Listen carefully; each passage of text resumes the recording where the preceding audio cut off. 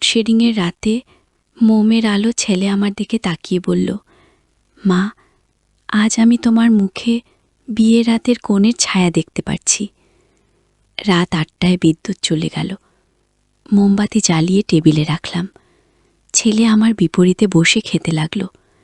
মোমের আলো তার মুখ অন্যরকম লাগছিল। সে চুপচাপ খাচ্ছিল, মাঝে মাঝে আমার দিকে তাকাচ্ছিল। হঠাৎ খাওয়া থামিয়ে বলল, মা, জানো, এই মোমের আলো তুমি অনেক সুন্দর লাগছ।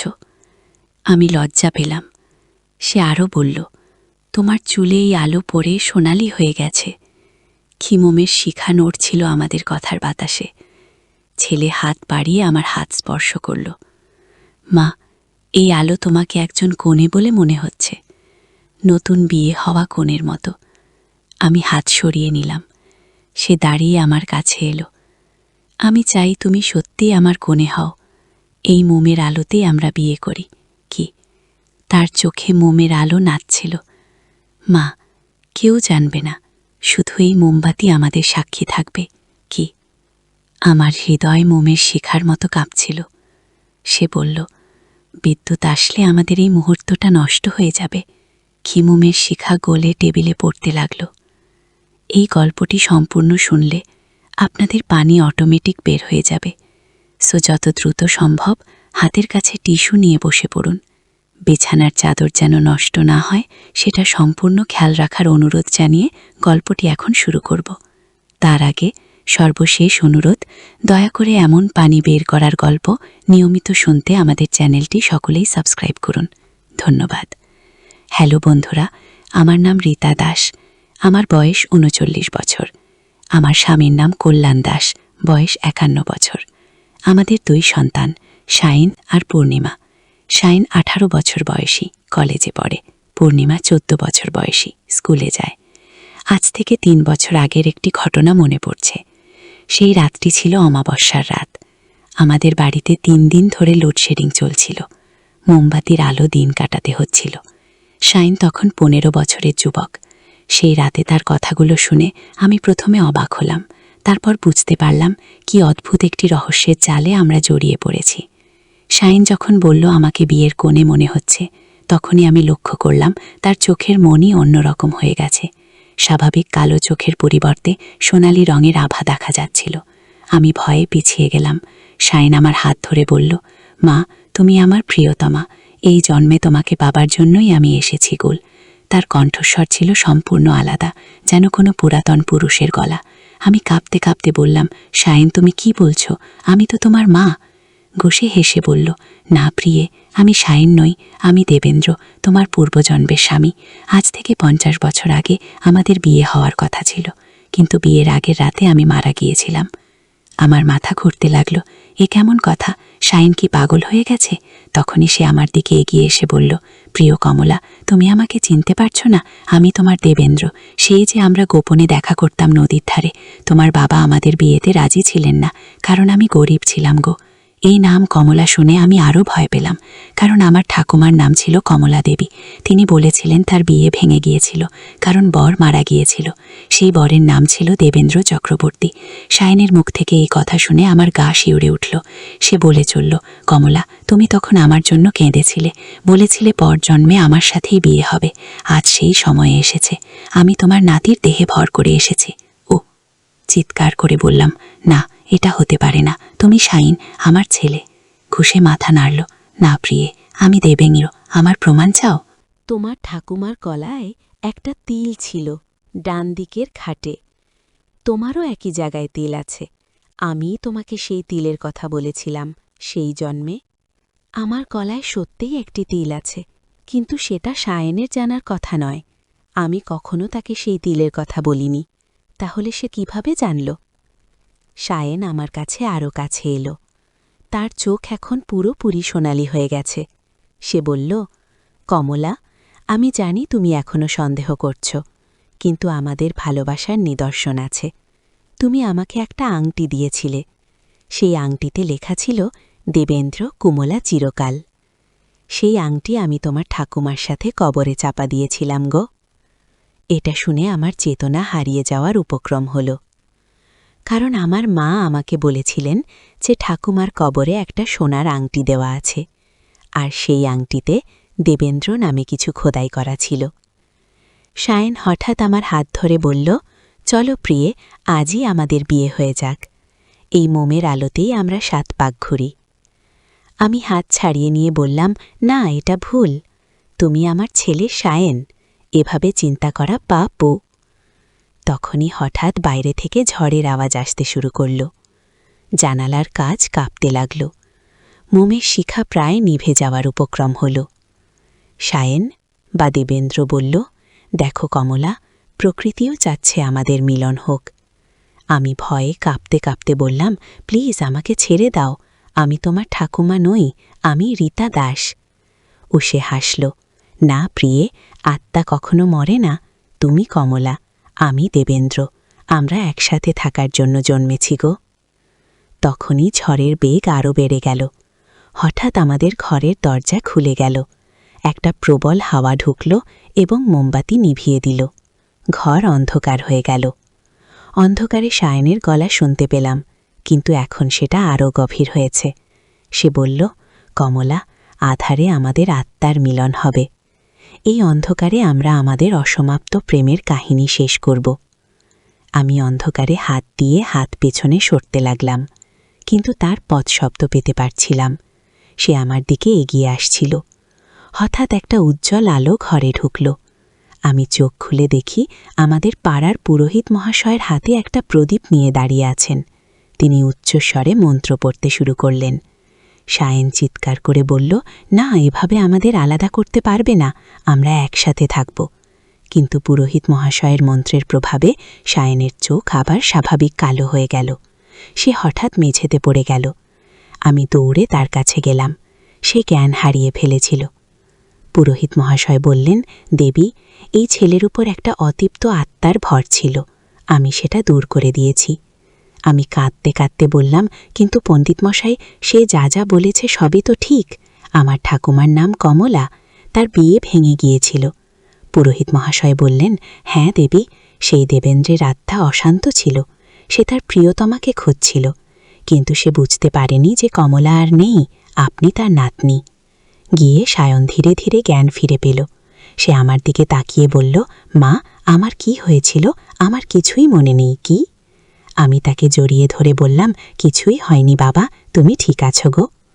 পুরোহিত মহাশয় বললেন, দেবী, আপনাদের পূর্বপুরুষের অতি আত্মার জন্য একটি শান্তির পুজো করা দরকার, তাহলে এই ধরনের ঘটনা আর হবে না।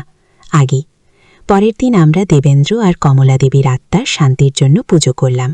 সেই রাত থেকে আর কখনো এমন কিছু ঘটেনি। কিন্তু সেই ঘটনার পর থেকে আমার জীবনে অনেক রহস্যজনক বিষয় ঘটতে শুরু করল। কখনো স্বপ্নে দেখতাম একজন সুন্দর যুবক আমার কাছে আসছে, কখনো বা রাতের বেলা মনে হতো কেউ আমার নাম ধরে ডাকছে। একদিন আমি ঠাকুমার পুরানো জিনিসপত্রের মধ্যে একটা ডায়েরি পেলাম। সেখানে তিনি লিখেছিলেন, আজ দেবেন্দ্র আমাকে বলেছে যে সে আমাকে চিরকাল ভালোবাসবে, এমনকি মৃত্যুর পরেও আমাকে খুঁজে বের করবে। আমি তাকে বলেছি যে আমিও তাকে প্রতিটি জন্মে ভালোবাসব গো। এই লেখা পড়ে আমার গা শিউরে উঠল। তাহলে সেই রাতে যা ঘটেছিল সেটা কি সত্যি ছিল? তারপর একদিন আমি সায়নকে জিজ্ঞাসা করলাম যে সেই রাতের কথা তার মনে আছে কিনা। সে বলল, মা, আমার খুব অদ্ভুত একটা স্বপ্নের কথা মনে আছে। মনে হচ্ছিল যেন আমি অন্য কেউ হয়ে গেছি, কিন্তু সেটা স্বপ্ন ছিল না মা। আমি অবাক হয়ে বললাম, মানে? সে বলল, মা, আমি সত্যিই অন্য কারোর স্মৃতি পেয়েছিলাম, একজন দেবেন্দ্র নামের মানুষের। সে একজন কমলা নামের মেয়েকে ভালোবাসত। এরপর সায়ন আমাকে আরও অবাক করে দিয়ে বলল, মা, আমার মনে হয় আমাদের বাড়িতে এখনও সেই আত্মা আছে, কারণ আমি রাতে কখনো কখনো কারোর পদধ্বনি শুনতে পাই গো। সেই রাত থেকে আমিও রাতের বেলা অদ্ভুত আওয়াজ শুনতে পেতাম। কখনো মনে হতো কেউ সিঁড়ি দিয়ে উপরে উঠছে, কখনো বা দরজার কাছে কারো পদধ্বনি। একদিন রাতে আমি ঘুম থেকে উঠে দেখি আমার ঘরের জানালা খোলা, বাইরে চাঁদের আলো, আর সেই আলোতে একটা ছায়া দেখতে পেলাম, একজন যুবকের ছায়া। আমি ভয়ে কাঁপতে কাঁপতে বললাম, কে তুমি? সেই ছায়া বলল, আমি দেবেন্দ্র। আমি এখনও তোমার জন্যে অপেক্ষা করে আছি গো। আমি বললাম, কিন্তু আমি কমলা নই, আমি রীতা গো। সে বলল, না, তুমি কমলা। তোমার চেহারা পাল্টেছে, কিন্তু তোমার আত্মা একই। তারপর থেকে প্রতি রাতে সেই ছায়া আমার ঘরে আসত। আমার সাথে কথা বলতো, বলতো তার অতীত জীবনের কথা, কমলার সাথে তার প্রেমের কাহিনী। ধীরে ধীরে আমি বুঝতে পারলাম যে আমি সত্যিই কমলার পুনর্জন্ম। আমার মনে তার স্মৃতি ফিরে আসতে শুরু করল। মনে পড়তে লাগল নদীর ধারে দেবেন্দ্রের সাথে গোপন সাক্ষাতের কথা। কিন্তু এখন আমি রীতা দাস। আমার স্বামী আছে, সন্তান আছে। আমি দেবেন্দ্রকে বোঝানোর চেষ্টা করলাম। বললাম, দেবেন্দ্র, আমি এখন অন্য জীবনে আছি, আমি আর তোমার হতে পারব না গে। সে বলল, না, তুমি কমলা, তুমি চিরকাল আমারই, আমি তোমাকে নিয়ে যাব। আমি ভয় পেলাম। আমি বুঝতে পারলাম যে দেবেন্দ্রের আত্মা আমাকে তার সাথে নিয়ে যেতে চায়। তখন আমি আবার পুরোহিত মহাশয়ের কাছে গেলাম, তাকে সব বললাম। তিনি বললেন, দেবী, এই আত্মা খুবই শক্তিশালী, এর থেকে মুক্তি পেতে হলে একটা বিশেষ পুজো করতে হবে। সেই পুজোর জন্য আমাকে দেবেন্দ্রের কবরে যেতে হলো। সেখানে তার আত্মার সাথে কথা বলে তাকে বোঝাতে হলো যে আমি এখন অন্য জীবনে আছি। কবরের কাছে গিয়ে আমি দেবেন্দ্রকে ডাকলাম। সে এলো। আমি তাকে বললাম, দেবেন্দ্র, আমি জানি তুমি আমাকে ভালোবাসো, কিন্তু এভাবে আমার বর্তমান জীবনে সমস্যা সৃষ্টি করলে আমি খুশি হব নাকি? সে বলল, তাহলে আমি কি করব? আমি তো তোমার জন্যেই বেঁচে আছি গো। আমি বললাম, তুমি শান্তিতে যাও, পরবর্তী জন্মে হয়তো আমরা আবার মিলিত হব গো।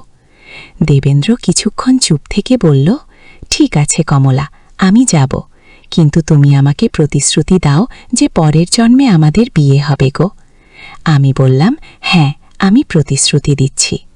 সেই কথা বলার সাথে সাথে একটা উজ্জ্বল আলো দেখতে পেলাম। দেবেন্দ্রের আত্মা সেই আলোর মধ্যে চলে গেল।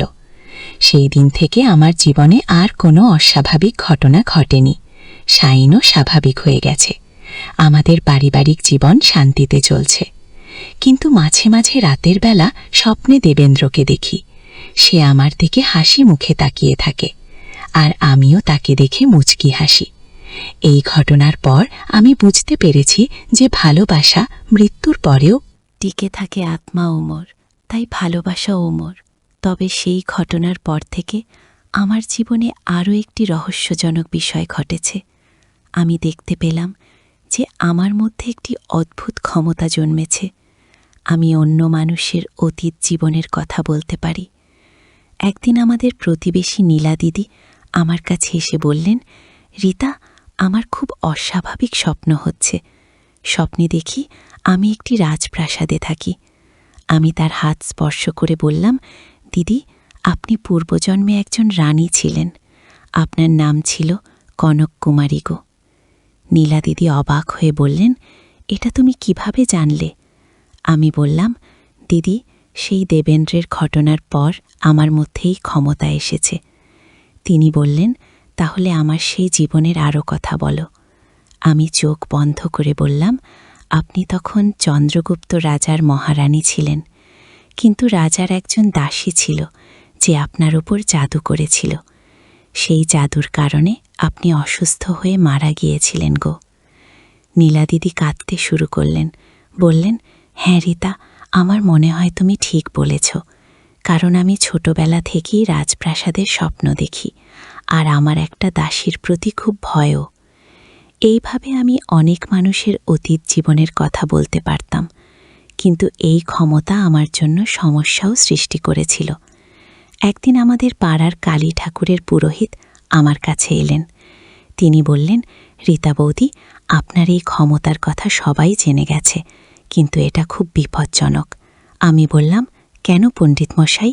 তিনি বললেন, যখন আপনি কারো অতীত জীবনের কথা বলেন, তখন সেই জীবনের আত্মা জেগে ওঠে, আর অতিপ্ত আত্মারা আপনার কাছে এসে জড়ো হবে গো। সেই কথা শুনে আমি ভয় পেলাম, কিন্তু ততক্ষণে অনেক দেরি হয়ে গিয়েছিল।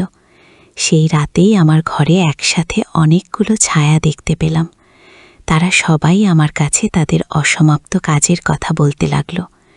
একটি ছায়া বলল, আমি রানী মীনাক্ষী, আমার রাজত্বে একটি গুপ্তধন লুকানো আছে, সেটা উদ্ধার করতে হবে গো। আরেকটি ছায়া বলল, আমি যোদ্ধা বীরেন্দ্র, আমার খুনের প্রতিশোধ নিতে হবে গো। আমি ভয়ে কাঁপতে কাঁপতে বললাম, আমি কিছুই করতে পারবো না, আমি শুধু একজন সাধারণ গৃহিণী। কিন্তু আত্মারা বলল, না, তুমি আমাদের মধ্যস্থতাকারী, তুমি আমাদের কাজ সম্পন্ন করতে সাহায্য করবে গো। পরের দিন আমি পুরোহিত মহাশয়কে সব বললাম। তিনি বললেন, দেবী, এখন আপনাকে একটি বিশেষ সাধনা করতে হবে, নইলে এই আত্মারা আপনাকে ছাড়বে না গে। তিনি আমাকে একটি প্রাচীন মন্ত্র শেখালেন। বললেন, এই মন্ত্র জপ করলে আত্মারা শান্ত হবে। কিন্তু সেই মন্ত্র জপ করার পর আরও অদ্ভুত ঘটনা ঘটতে শুরু করল। আমি দেখতে পেলাম যে আমার চারপাশে একটি উজ্জ্বল আলোর বৃত্ত তৈরি হয়েছে। সেই আলোর মধ্যে অনেক আত্মা ভেসে বেড়াচ্ছে। তারা সবাই আমার কাছে তাদের কাহিনী বলতে চাইছে। একটি আত্মা এগিয়ে এলো।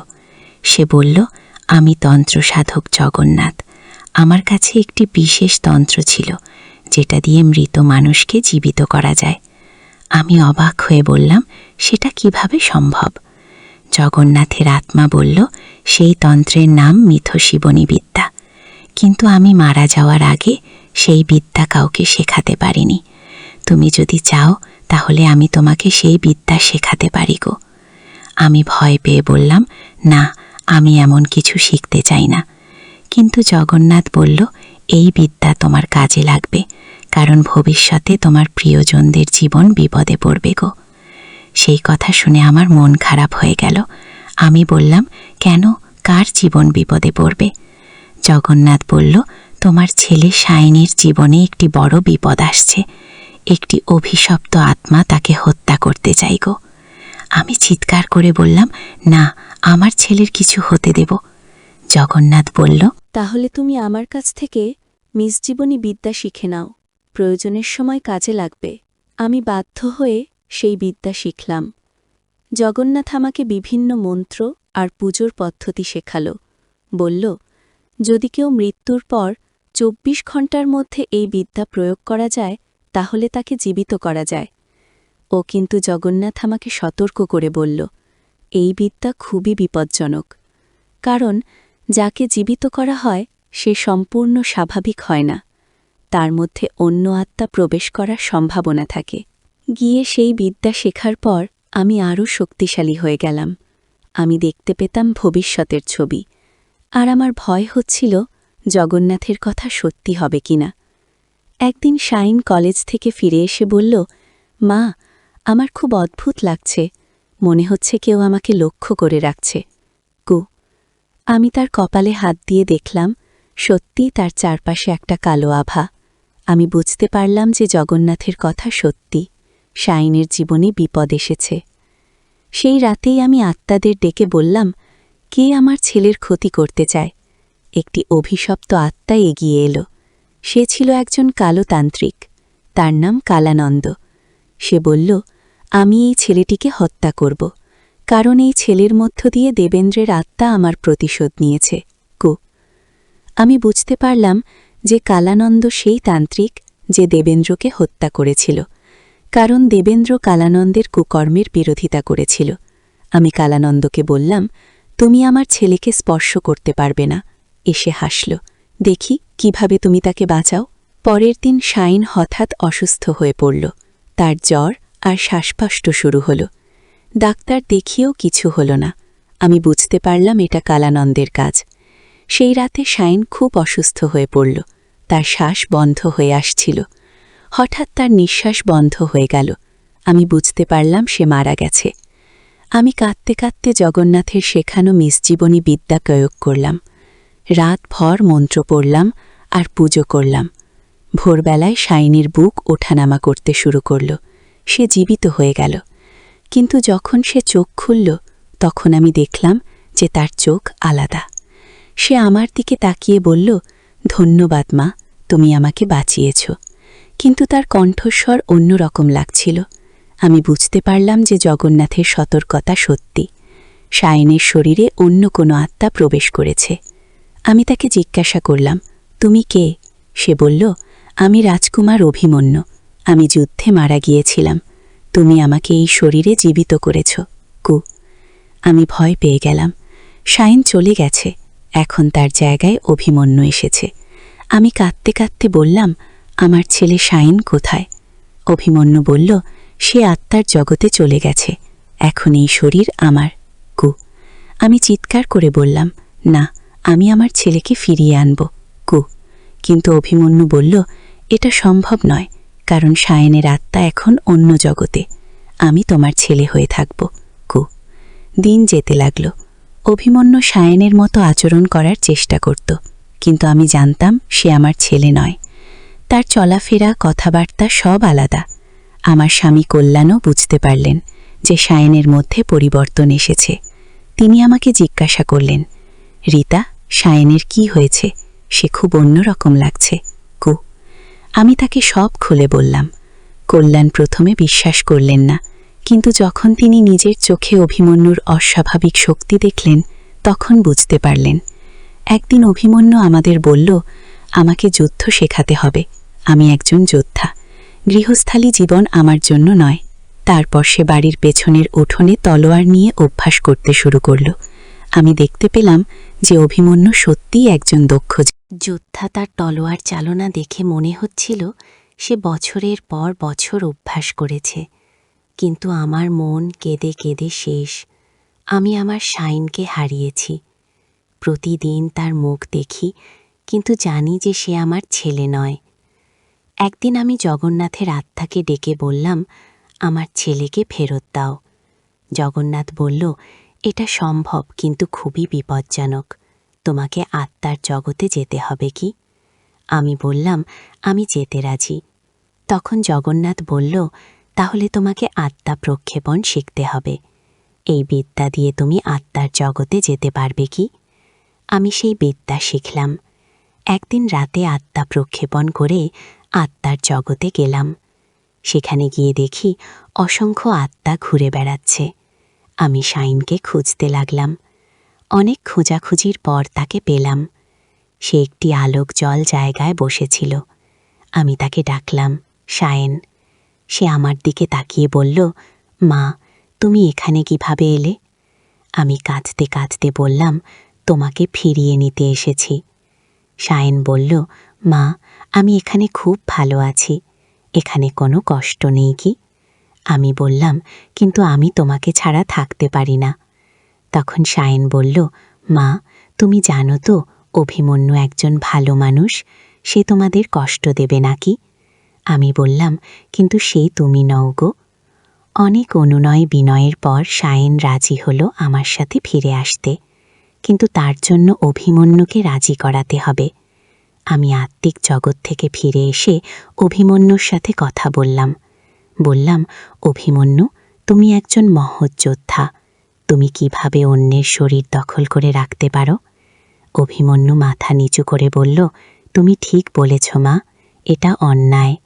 ও তারপর সে বলল, কিন্তু আমি কোথায় যাব? আমি বললাম, তুমি শান্তিতে পরলোকে যাও। তোমার কর্মের জন্য তুমি উপযুক্ত গতি পাবে কি? অভিমন্যু রাজি হয়ে গেল। সেই রাতে একটি বিশেষ পুজোর মাধ্যমে অভিমন্যুর আত্মা সায়নের শরীর ছেড়ে চলে গেল, আর সায়নের আত্মা ফিরে এলো। সকালে সায়ন জেগে উঠে বলল, মা, আমি কোথায় ছিলাম? আমার কিছুই মনে নেই কি? আমি তাকে জড়িয়ে ধরে বললাম, তুমি ঠিক আছো, এটাই যথেষ্ট। কিন্তু এই পুরো ঘটনার পর আমি বুঝতে পারলাম যে আমার ক্ষমতা খুবই বিপজ্জনক। আমি ঠিক করলাম যে আর কখনো এই ক্ষমতা ব্যবহার করব না।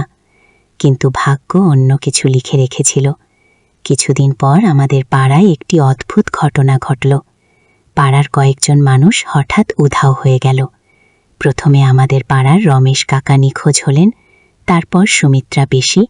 একে একে 7 জন মানুষ উধাও হয়ে গেল। পুলিশ খুঁজেও কোনো সন্ধান পেল না। তখন পাড়ার মানুষ আমার কাছে এলো। তারা বলল, রীতা বৌদি, আপনার তো অদ্ভুত ক্ষমতা আছে, আপনি কি বলতে পারেন এই মানুষগুলো কোথায় গেছে? আমি বললাম, আমি আর এই ক্ষমতা ব্যবহার করি না। কিন্তু তারা অনুনয় করে বলল, আপনি চেষ্টা করুন গো। বাধ্য হয়ে আমি আমার ক্ষমতা ব্যবহার করলাম। আমি দেখতে পেলাম যে সেই 7 জন মানুষ একটি পুরানো হাবেলিতে বন্দী আছে। সেই হাবেলিতে একজন কালো তান্ত্রিক নরবলি দিচ্ছে। আমি সেই দৃশ্য দেখে ভয় পেয়ে গেলাম। সেই তান্ত্রিক আর কেউ নয়, কালানন্দ। সে মানুষের রূপ ধরে এসেছে এবং নরবলি দিয়ে আরও শক্তিশালী হতে চাইছে। আমি পাড়ার মানুষদের সেই হাবেলির কথা বললাম। আমরা সবাই মিলে পুলিশকে খবর দিলাম। পুলিশ সেই হাবেলিতে গিয়ে 7 জনকে উদ্ধার করল, কিন্তু কালানন্দ পালিয়ে গেল। পুলিশ তাকে ধরতে পারল না। সেই রাতে কালানন্দ আমার কাছে এলো। সে বলল, তুমি আমার কাজে বাধা দিয়েছ, এবার তোমার পরিবারের সবাইকে শেষ করে দেব গো। আমি ভয় পেয়ে গেলাম, কিন্তু আমি হার মানলাম না। আমি আত্মাদের ডেকে সাহায্য চাইলাম। দেবেন্দ্রের আত্মা এলো। সে বলল, কমলা, আমি তোমাকে রক্ষা করব। তারপর জগন্নাথ, অভিমন্যু এবং আরও অনেক ভালো আত্মা এল সেই রাতে আমাদের বাড়িতে। ভালো আর মন্দ আত্মাদের মধ্যে যুদ্ধ হল। কালানন্দ তার দুষ্ট আত্মাদের নিয়ে আক্রমণ করল, আর দেবেন্দ্র তার ভালো আত্মাদের নিয়ে আমাদের রক্ষা করল। সেই যুদ্ধে অবশেষে ভালোর জয় হল। কালানন্দ পরাজিত হয়ে নরকে চলে গেল। যুদ্ধের পর দেবেন্দ্র আমার কাছে এসে বলল, কমলা, এবার আমি চিরকালের জন্য চলে যাচ্ছি, তুমি শান্তিতে থাকো গো। আমি তাকে বললাম, দেবেন্দ্র, তুমি আমার জীবন বাঁচিয়েছ, আমি তোমার কাছে চিরকৃতজ্ঞ। সেই রাতের পর থেকে আমার জীবনে আর কোনো অস্বাভাবিক ঘটনা ঘটেনি। আমার পর